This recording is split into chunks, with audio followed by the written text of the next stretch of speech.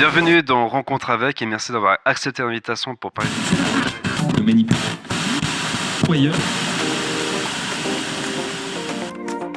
Johan Crocol présente Rencontre avec, un podcast qui va à la rencontre de personnes aux histoires passionnantes de tout horizon.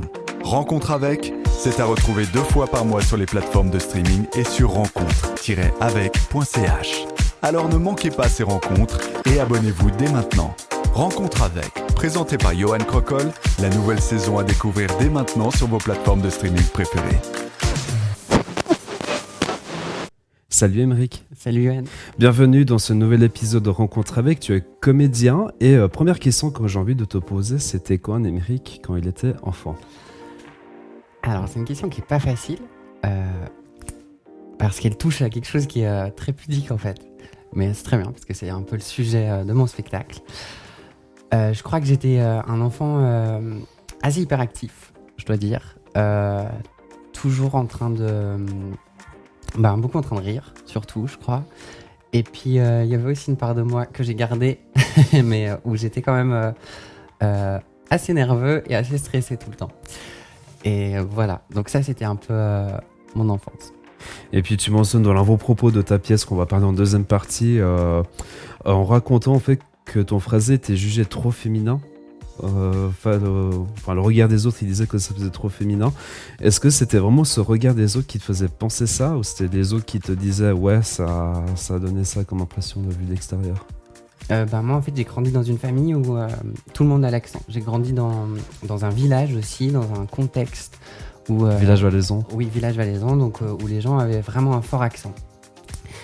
Et puis moi j'ai cette possibilité en fait de faire cet accent parce que j'ai grandi avec, etc. Mais c'est vrai que quand je suis arrivé à l'école, en fait, très vite je l'ai gommé et j'avais une façon de parler, tu vois là, avec mes mains, qui est en tout cas qui était ou en tout cas on me faisait remarquer tout le temps que je parlais pas de la bonne façon entre guillemets, ou que je bougeais pas, enfin que j'étais un peu spécial. On va dire comme ça, en tout cas différent quoi. Et ce qu'ils t'ont dit spécial dans quel sens, ou pas trop? Dans quel sens spécial, je dirais pas comme les autres, dans le sens où très vite j'ai gommé cet accent,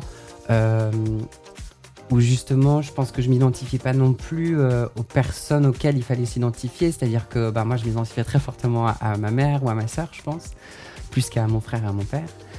Et puis du coup, ça, on me le disait, par des remarques, ça pouvait aller du fait que j'avais tout le temps froid, c'est d'ailleurs dans le spectacle, c'est que des petites remarques comme ça qu'on appelle en fait des fions en valais, qui est un mot qui vient du langage populaire, et puis qui sont des pics en fait, qui sont envoyés, puis moi j'en recevais quand même pas mal. Et puis, c'était quoi tes premières impressions quand t'as entendu ces jugements? Ça t'a heurté? Comment tu l'as ressenti? Je crois que c'est quelque chose qui a fait ensuite que de l'enfant très hyperactif, qui bougeait beaucoup, etc. Je suis devenu beaucoup plus pudique et puis pas condensé, mais où je me suis beaucoup restreint par rapport à certaines choses. Voilà. Comme quoi, par exemple? Dans ma façon de bouger, tu vois, des choses bêtes, c'est-à-dire qu'en fait je faisais tout le temps attention, je m'adaptais en fait énormément dans ma façon de parler par exemple, c'est-à-dire que je rentrais à la maison, j'avais cette façon de parler pour la maison, j'avais cette façon de parler à l'école, j'avais cette façon de parler avec mes potes, puis ça en fait tout le monde l'a, c'est-à-dire qu'on adapte tout le temps notre langage, nos gestuels, nos comportements à des contextes dans lesquels on évolue. Et puis ça, moi j'avais cette capacité justement à imiter très fortement les autres et puis à m'adapter tout le temps en fonction de l'autre. C'est-à-dire que je restais tout le temps un peu en recul comme ça, avant d'avoir bien cerné la personne que j'avais en face de moi, pour ensuite pouvoir juger, est-ce que je peux bouger de cette façon-là, est-ce que je peux parler de cette façon-là avec cette personne, et puis d'adapter ensuite ma façon d'interagir en fait. Ça ressemble à quoi tes débuts dans le théâtre? Mes débuts dans le théâtre hyper durs. En fait, j'étais au collège des Creusets. Et puis, on était obligé d'aller voir une pièce de théâtre. Moi, je viens d'une famille, enfin d'un milieu en tout cas, où on n'allait pas du tout au théâtre. Puis, j'étais obligé d'y aller avec l'école. C'était la pièce des étudiants et des étudiantes des Creusets. Et puis j'en avais mais vraiment rien à faire, quoi. Je me suis mis au dernier rang, je discutais et tout. Et puis, en fait, je sais pas, il y a une fille de mon village, en fait, qui est arrivée sur scène. Et là, ça a été un peu la révélation, quoi. Et c'était tellement fou ce qu'elle faisait, tellement fort, en fait, que là, j'ai vraiment découvert le théâtre. Et puis, en sortant de cette salle, je me suis dit, je vais faire du théâtre, c'est ça que je veux faire. En me disant, ça va être hyper facile pour moi. J'avais l'impression d'être très théâtrale dans ma vie, donc en fait, je me suis dit, ça va être hyper simple. Puis je suis arrivé au premier cours et c'était une catastrophe absolue. Et là, j'ai compris qu'il fallait travailler et puis que ça s'acquirait pas d'un claquement de doigts, quoi. Tu t'es lancé dans le théâtre, mais tu disais de ne pas vouloir montrer ton accent. Là non plus, tu estimais de ne pas être à ta place. Est-ce qu'il y a quelque chose qui te faisait dire que ce n'était pas une bonne idée, justement, de cacher ton accent durant ces phases d'école, pour pas te faire remarquer? En fait, quand j'ai commencé le théâtre, je crois que j'avais cette envie, en fait, J'étais très attirée, en fait, par la littérature, par le beau langage, entre guillemets, on va dire.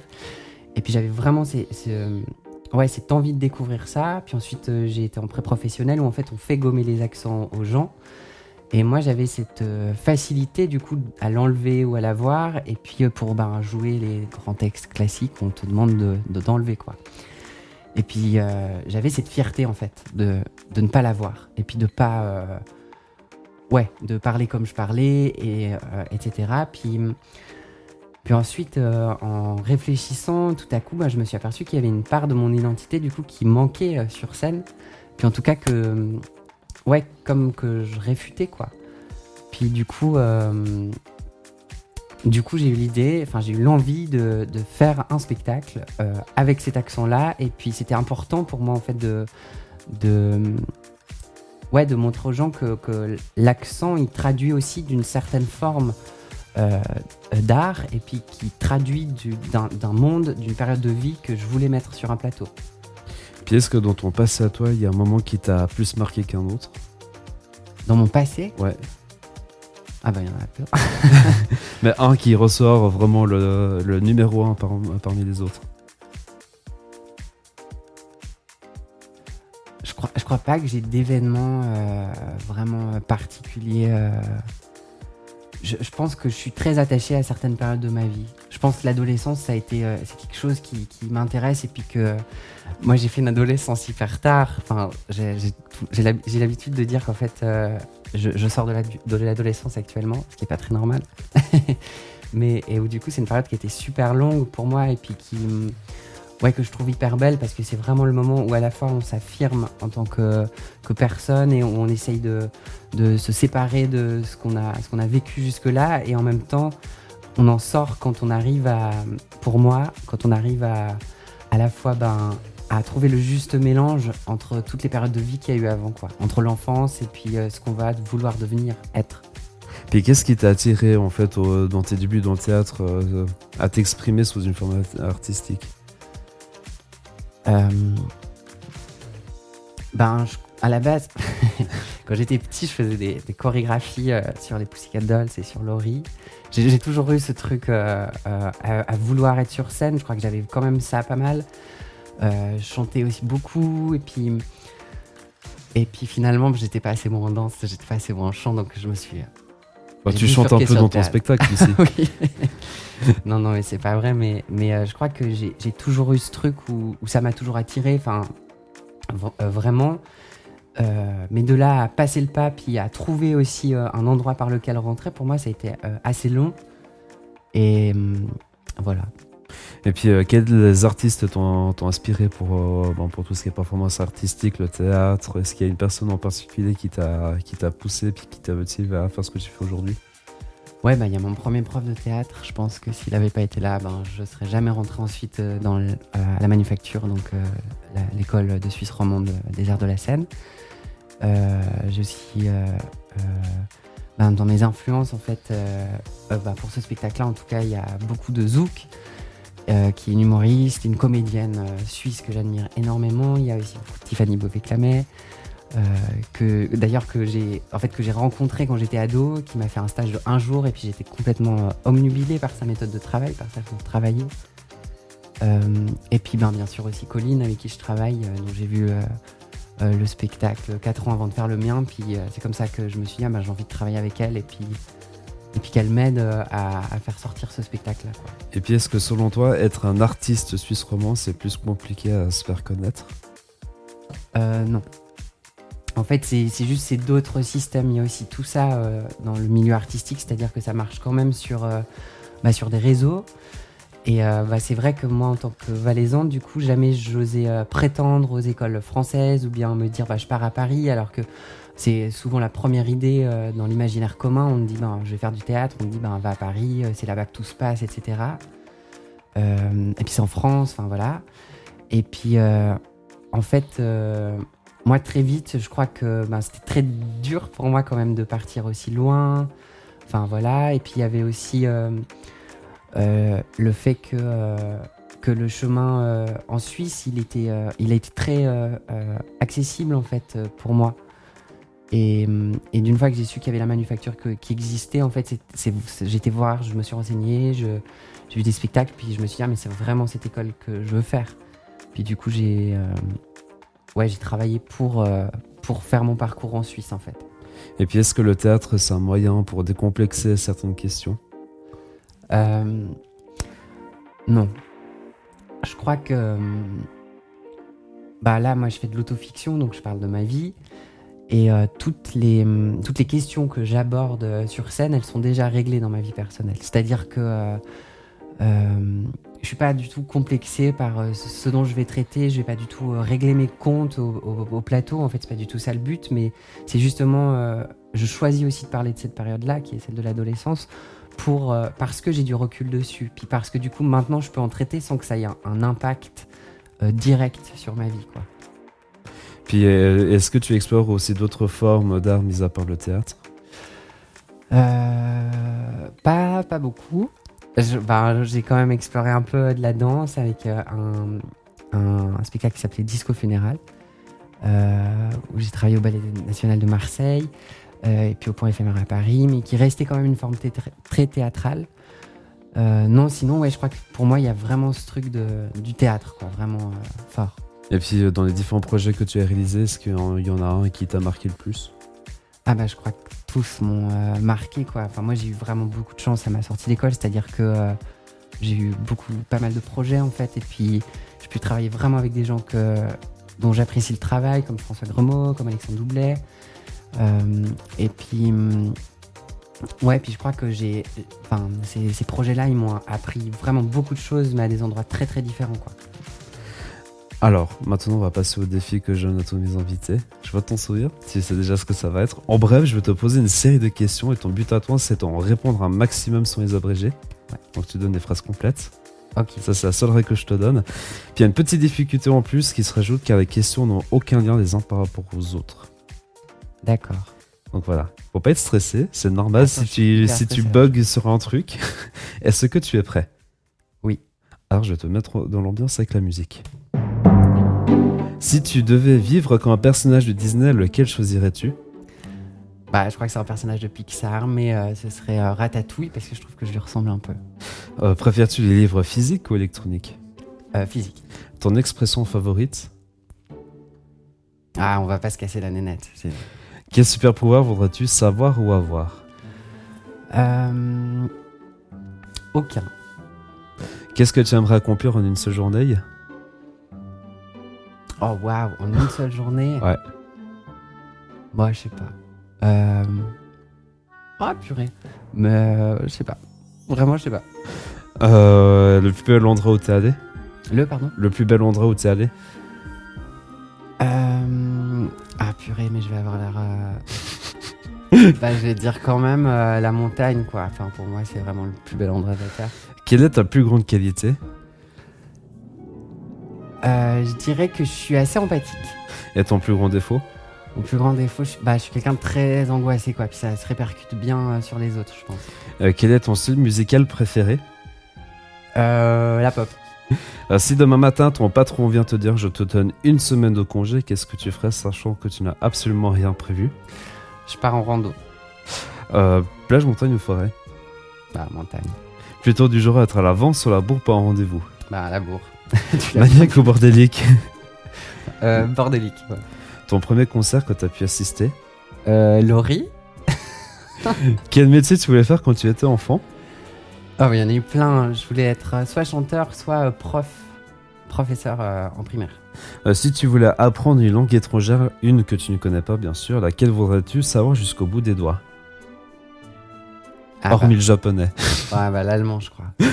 Quel est le meilleur conseil que tu aies jamais reçu? D'être patient. Que les choses prennent du temps. Une chanson que tu ne veux pas avouer avoir dans ta playlist? Je vois ta tête, tu dis oui, j'en ai une, mais Non, je non, n'ose pas pas du le tout. dire. Bah, j'en ai pas. Je suis assez curieux. Je suis très curieux de la Tu musique. écoutes de tout. Ouais.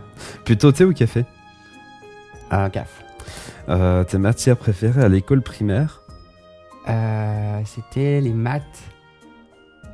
Plutôt chien ou chat? Bah, chien. Quel est ton plat préféré? Lasagne. Quel est ton film préféré? Ah je dirais que c'est J'ai tué ma mère de Xavier Dolan. Bon, c'est bien, t'as répondu à 23 questions. Yes. On va se tourner vers ton projet que tu as performé et que tu vas continuer à performer encore ces prochains jours, qui s'appelle La Révérence.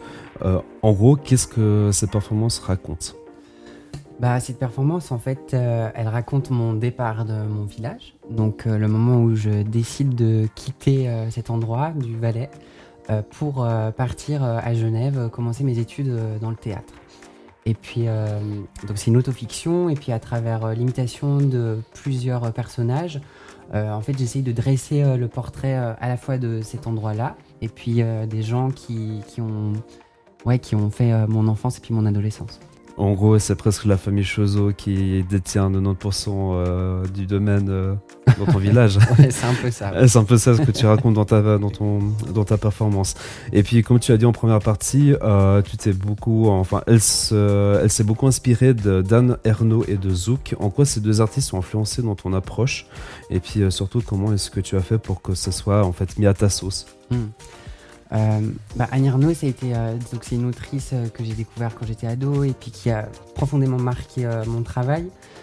Donc il y avait en fait cette idée, je crois, de faire un spectacle où je parle de ma vie, mais où aussi en fait je rends la parole à quelque part aux gens dont je parle. Et puis cette interrogation-là de comment est-ce que non seulement on crée un objet artistique, mais comment on s'adresse aussi aux personnes dont on traite dans l'objet. Et puis, du coup, il y avait cette idée pour moi de faire une forme où les codes sont lisibles, en tout cas par les personnes que j'imite. Et puis, du coup, j'ai découvert Zouk, notamment, qui fait un travail de détail en fait et d'imitation qui est assez incroyable et puis qui est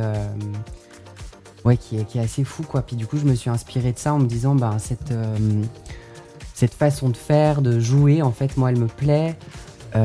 Et puis, je crois qu'elle va aussi parler aux gens de qui je traite, quoi. Puis, est-ce que tu reviens sur ton vrai passé ou tu l'as quand même un peu refictionné pour que ça rentre dans un contexte? Mais c'est de l'autofiction, donc en fait, il y a les deux. Donc moi, comment je travaille concrètement, c'est-à-dire que, en fait, j'établis un vocabulaire, un lexique. Et puis, je réécris les phrases qui sont les plus récurrentes chez les gens. Et puis, à partir de ces phrases-là, ensuite, je passe au plateau, puis j'improvise. Et puis, de ces improvisations-là, naissent des espèces de monologues qui vont être le reflet de ces personnes-là. Donc, en fait, toute la partie fictionnelle, elle est sur l'histoire en elle-même. C'est-à-dire que ça traite d'une fête de village qui n'a pas existé. Mais par contre, toutes les phrases et tous les mots qu'on retrouve dans le spectacle, ceux-là, ils ont vraiment existé et puis ils sont vraiment, enfin, ils ont vraiment été dits par les personnes de mon entourage. Et puis ils ont plutôt mal perçu le fait que tu vas pas faire comme eux dans leur village. Bah ça c'est toujours, c'est très délicat parce que je crois qu'il y avait toute une espèce de peur en fait de pas connaître ce que c'est. Et puis à ça s'ajoute aussi que le fait d'être comédien, c'est aussi c'est une métaphore sur mon homosexualité et puis sur d'ailleurs j'utilise le mot coming out professionnel, c'est pas pour rien, mais où ça je voulais que ce soit un peu plus pudique en tout cas ce sujet-là. Mais du coup ils l'ont pas mal pris, je dirais juste que ça n'a pas été évident. Et c'est de ça dont parle le spectacle, c'est aussi quels efforts on met en place en fait pour comprendre ce que l'autre veut faire et c'est de ça que ça parle. Et puis justement, tu parles d'un coming out professionnel dans ce contexte précis. En quoi tu voulais dire? En gros, en quoi tu voulais parler d'un coming out professionnel? C'est-à-dire que ça a été une très grosse annonce quand même, le fait que je veuille devenir comédien, notamment par rapport à l'héritage que j'avais reçu. C'est-à-dire que moi, je viens d'une famille où mes grands-parents étaient paysans, et puis ensuite, il y a ça aussi en Valais très fort, c'est-à-dire que ma génération à moi, on a très fort cet héritage de paysannerie, et en même temps, on n'y appartient pas vraiment parce que on a accédé à d'autres métiers, parce que le Valais a beaucoup changé. Et puis, du coup, d'annoncer qu'on part, c'est à la fois totalement normal, et en même temps, il y a toujours ce truc où on essaye de nous retenir, où en fait, on comprend pas très bien. Et puis, c'est pour ça que je parle, justement, il y a quand même un moment d'annonce, quoi, qui doit être fait, et puis qui est souvent assez particulier. Puis que toi, tu l'as ressenti un peu comment quand ils ont appris la nouvelle? Je crois que c'était très clair pour moi que je voulais faire ça, et puis j'avais beaucoup attendu avant de leur dire. Pendant très longtemps, j'ai dit que j'allais devenir éducateur, ce qui était une vraie envie, mais finalement, ça n'a pas été ça. Mais en fait, j'ai dû vraiment être sûr pour pouvoir arriver, et puis dire, en fait, c'est ça que je vais faire, et puis et puis vraiment le faire, quoi, sans me laisser influencer, puis me dire ah non. C'est vrai, c'est pas un vrai métier, il y a encore tout aussi c'est cette pensée en fait autour de ces métiers-là, quoi. Et puis, est-ce qu'il y a une grosse différence culturelle et sociétale entre les gens de montagne par rapport aux gens habitant dans une ville? Vu que tu as un peu vécu quand même dans un village en Valais, puis tu as aussi vécu un peu à Genève. Je dirais que moi, j'ai toujours appartenu un peu à deux mondes, quoi. C'est-à-dire qu'à la fois, je venais de là d'où je viens, et en même temps, j'étais très attiré par la ville, attiré par le milieu artistique. Et puis oui, ça a toujours été quelque chose qui était très compliqué à gérer pour moi, en tout cas à les faire se rencontrer, quoi. Puis ce spectacle, c'était ça le but. C'était justement d'avoir un endroit d'intersection en fait entre les deux, et puis que ce soit un peu chez moi, quoi. Et puis est-ce que c'est plus difficile d'accepter les différences en étant des gens de montagne? Les différences, c'est-à-dire? Les différences sociétales, culturelles, la personnalité de chaque personne. Le Valais, ça reste quand même un endroit que je trouve très conservateur, où la religion est encore très présente, où il y a une certaine mentalité. Après, je dirais pas que les différences sont pas acceptées. Je dirais que il y a certaines valeurs qui sont encore hyper présentes. Et il y a une autrice qui parle très bien de ça, c'est Sarah Julien-Fardel, qui dit en fait à la fois il y a des magnifiques valeurs qui sont par exemple l'humilité, la convivialité. Il y a vraiment ça en Valais qui est fort, et puis que moi j'apprécie vraiment. Et en même temps, on peut... moi, en tout cas, quand j'étais ado, j'y voyais une certaine étroitesse d'esprit aussi. Puis ça, c'est pas évident. Mais par contre, je crois aussi que ce dont je voulais parler avec ce spectacle, c'était aussi traduire d'une évolution, en tout cas que moi j'ai pu voir. C'est-à-dire que il y a 10 ans, c'était le Valais actuel, c'était pas du tout le Valais d'il y a 10 ans, et c'était pas du tout le Valais de mes parents, ni celui de mes grands-parents.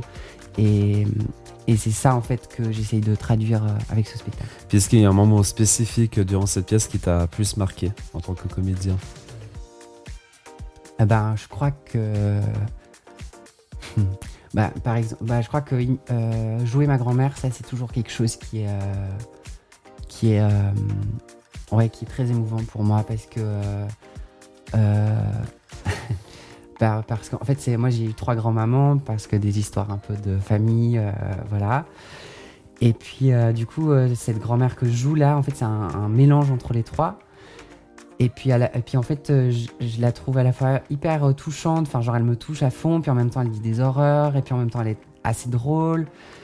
Et, et c'est vrai que tout à coup de me mettre à sa place et puis de me dire ben, c'est quoi la vieillesse en fait, c'est quoi... Enfin, c'est toujours quelque chose qui est assez bouleversant quoi. Puis au fait surtout qui me surprend. Enfin, je m'auto-surprends à être touché en fait par ma grand-mère, alors que bah, c'est la 10e fois que je le joue quoi. Ouais, puis surtout, c'est très impressionnant quand tu joues la grand-mère sur une chaise. Mais c'est vrai que, en fait, quand j'ai vu le spectacle, il y a quelque chose qui m'avait marqué, c'est que, en fait, elle comprenait sans trop comprendre. En fait, ton changement de parcours et puis que tu vas pas faire comme les autres de ta famille. Ouais, je crois que bah, en fait, bah, chez tous les personnages, il y a un peu ça. C'est-à-dire à la fois, il y a des remarques qui font que bah, ils comprennent le choix et en même temps, bah, ils peuvent pas s'empêcher de quand même faire ces remarques-là. Puis moi, il y a un truc qui à la fois me fait beaucoup rire, que je trouve très drôle et en même temps qui m'émeut beaucoup. C'est les gens qui essayent de se comprendre et puis qui n'y arrivent pas tout à fait. Puis ce spectacle, c'est un peu ça. C'est des gens qui essayent de bien faire et puis qui sont quand même un peu tout le temps à côté de la plaque. Puis ouais, ça me touche quand même beaucoup. Et puis, comment est-ce que tu choisis les voix que tu empruntes et puis comment est-ce qu'elles contribuent en fait à questionner les thématiques que tu explores durant ce spectacle-là? Ça, c'est vraiment du feeling. Hein. C'est-à-dire que en fait, j'ai des personnages qui sont venus très vite, notamment les personnages féminins, ma grand-mère, ma sœur, ma mère. Je peux passer 2 heures à les faire, quoi, vraiment. Et puis, et ça, c'est aussi lié au fait que, en fait, les femmes dans le monde duquel je viens, donc dans un monde plutôt rural, en fait, elles sont responsables de la parole. Il y a encore quelque chose de très construit comme ça, et puis de la transmission. Alors que les hommes, en fait, sont vraiment cantonnés, on va dire, un peu au silence, quoi. Donc du coup, il y avait des envies, quoi. J'avais envie de faire cette personne-là, cette personne-là, cette personne-là. Puis après, il y avait des gens que je trouvais plus ou moins facilement, plus ou moins rapidement ou non. Ouais, voilà. Puis c'est vrai qu'en fait, c'est impressionnant de voir comment tu arrives à vraiment passer d'une voix très, très masculine, on va dire ça comme ça, entre gros guillemets pour comprendre un peu mieux, à quelque chose de très, plus, on va dire, plus dans la légèreté, puis plus dans la finesse. Comment est-ce que tu arrives à jongler, en fait, justement, ces différentes voix? Je pense que tu as dû travailler pour faire...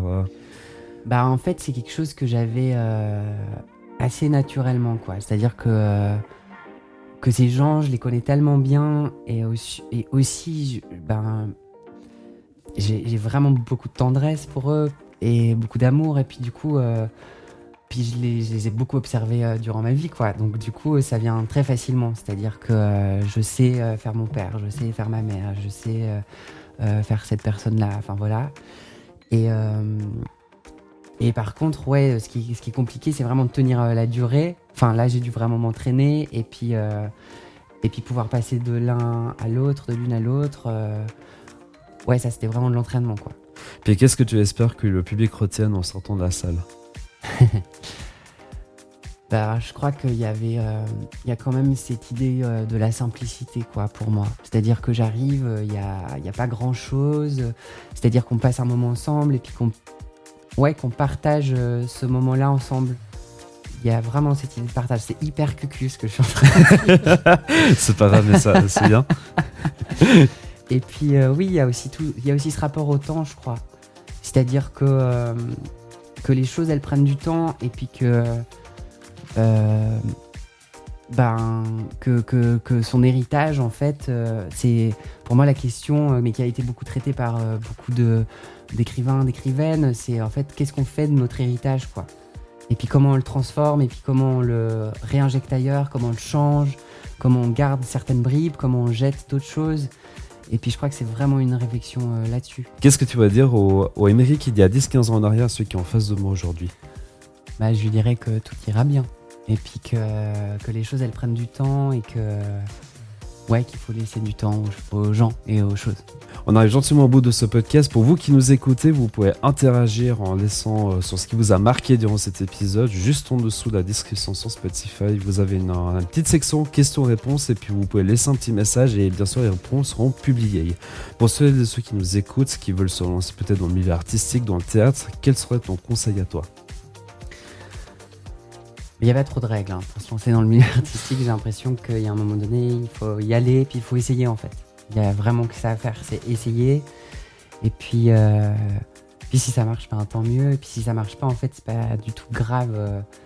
Il y a plein d'autres possibilités. Et pour moi, il y a aussi beaucoup de façons de faire de l'art. Et en fait, un parcours artistique, c'est hyper long. Il y a beaucoup de choses qui changent, notamment au niveau des valeurs. C'est-à-dire que tout à coup, on se rend compte de pourquoi on fait les choses. Et puis pour moi, ça rentre en... Ce qui est très beau dans ces métiers-là, c'est que ça rentre en résonance avec beaucoup d'autres choses. Et du coup, le champ des possibles, en fait, il faut l'ouvrir parce que il y a vraiment énormément de possibilités, quoi. Et puis aussi, tu parles de sécurité d'emploi. Et puis comment ça s'est passé pendant le confinement ? Est-ce que tu étais un peu inquiet de te dire « Ah, peut-être que ça va pas jouer comme je l'aurais pensé ?» En fait, moi, pendant le confinement, j'étais encore en école. Du coup, j'ai été vachement préservée de ça, tout en sachant aussi que on a défini à un moment donné métier essentiel, métier non essentiel, qui a été assez vite aussi oublié à un endroit. Je crois qu'il y a quand même souvent encore cette pensée que c'est un métier qui est pas un vrai métier ou qui est pas... quelque chose, en tout cas c'est un métier qui sort des lois du monde du travail actuel et puis ça à la fois c'est génial et à la fois c'est aussi assez compliqué à vivre, c'est-à-dire que ça implique une certaine forme de vie d'insécurité qui va avec mais qui moi me convient. Merci beaucoup Aymeric d'être venu. Je t'en prie, merci à toi pour l'invite. Quant à moi, je vous retrouve dans 2 semaines pour un nouvel épisode en Rencontre avec. D'ici là, portez-vous bien et je vous dis à bientôt.